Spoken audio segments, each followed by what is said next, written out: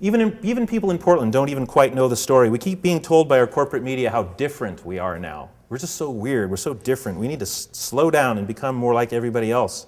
Okay, so this is what's happened. In fact, in only a few decades, Portland, Oregon has become first as the most sustainable city in the United States because it has by far the most green buildings. It is first in actually having declining car use per capita. Even before the economic downturn, it was declining for several years in a row. It has the most bike commuters and most bike lane miles by far. It has the nation's strongest local food systems, the nation's toughest anti-sprawl ordinances, the first city to adopt a formal plan to reduce greenhouse gas emissions, and Portland has already met and exceeded Kyoto Protocol. Portland is one of the first cities to have campaign finance reform in publicly owned elections. It has the first streetcar system built in the USA in the last 50 years. Portland has the strongest and most active neighborhood association system in the nation, 2.5 times more hybrid cars per capita than any other city, the first to mandate biodiesel content in all diesel sold in the city, one of the strongest historic preservation cultures. It has the most trees per person of all cities, the densest urban forest canopy, the most restaurants, the most small businesses, and the most activist nonprofits. It goes on and on. This list literally goes on and on. But the two favorite for me are that we now have, the three most favorite that I see are that we have the most courteous drivers in the nation as a byproduct of all of this activism where people are feeling a sense of ownership of place and they're getting creative. We have the most and best microbreweries in the country, and we have the greatest, biggest naked bike ride in the world. 2 years ago, it was like, okay, London just set the record, 800 naked bike riders. Can we beat them? And then the day of the bike ride, the night of the bike ride, they were like, wow, we might have 1,500 people. And it turned out to be 3,000 naked people riding through the city streets with the mayor saying to the police, totally hands off. This is going to increase tourism for sure. You know? So 3,000 people. I was almost at the very back, and I was watching people just farther than the eye could see. And the bicyclists were not just in their lanes, they were in everybody's lanes. All the cars were stopped. People were taking pictures with their cell phones. Everybody was cheering and smiling. People were trying to describe what in the world was going on their phone to their friends. And then all these people were coming out of bars and restaurants. Dozens of women, as I was passing, dozens of women ran out from Powell's Books, and they had lifted up their blouses and they were jumping up and down and screaming. And I don't think there was one homeless person that wasn't standing in the street with their pants down, jumping up and down. You know, some people think that it's all about, sustainability is all about like changing our carbon footprint or something like that, and I totally agree. But I think that these are the epiphanies that we need to have as a culture that is a way of practicing the fact that we own this place. This is our place to practice being a creative culture, creative disobedience, and so many other things, to really practice a public epiphany. And it's the greatest public space reclamation that I could ever conceive of. Okay, so I'm going to show you city repair now. City repair was created to push the boundaries. Like all that stuff is about boundary pushing, and at a certain point a generation of children is raised within all of that activism, and then we aspire to see if we can take it even farther, much farther. And so this diagram actually is a drawing on a napkin where a bunch of my friends and I were sitting on the avenue about 13 years ago, and we were having coffee and reading the paper and reading like the disparaging, just depressing stories of the day again, and to each other. And finally my friend Pedro says to me, you know what, I don't know if I can hang out with you guys anymore. We do the same thing every day. What are we, a bunch of slacktivists or something? Like we're having coffee again, talking about all the things that are wrong again. Can we just, we all have university degrees, can we just take a half an hour and talk about, what we could actually do? Could we talk for a second about world peace for just for a minute?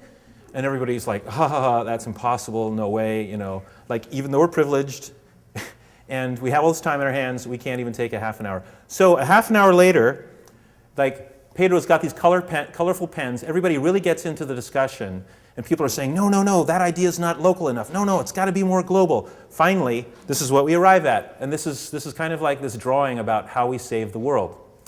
So here you've got the planet Earth, And because we had people with all sorts of different backgrounds in the discussion, we arrive at this pretty beautiful view. Like, okay, all across the planet, village-based cultures are frustrated. Most of them are being told that somehow the systems that they live within, which are not voluntary systems by and large, somehow represent them, and yet the majority of them feel frustrated everywhere.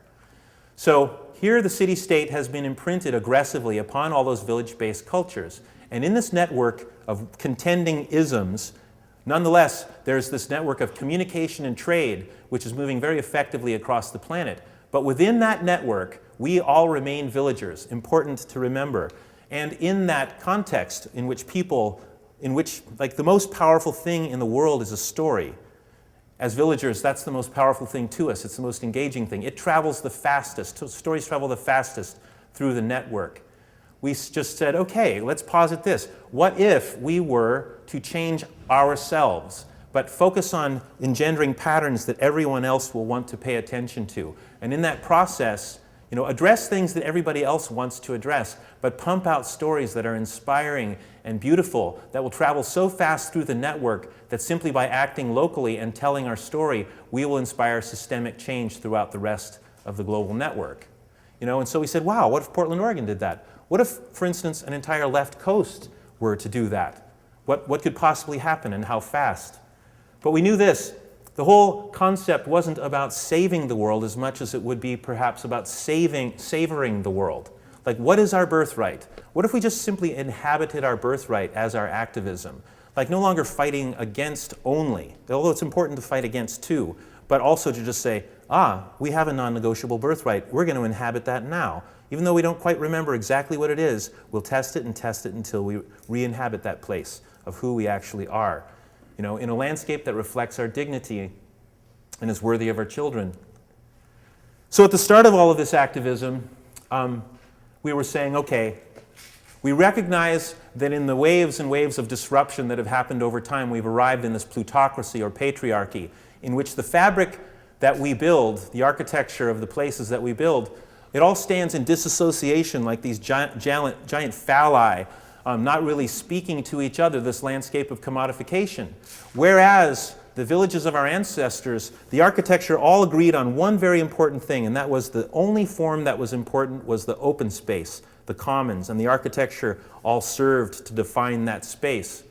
Rian Eisler, the great author of The Chalice and the Blade, talks about how that's a Gilanic urge, a partnership culture urge, that was most robust in the Neolithic period of 1,500 years when there's no evidence of human strife, no weaponry, no fortifications, no injuries on bodies that are exhumed in the graves that have been discovered in archaeological processes.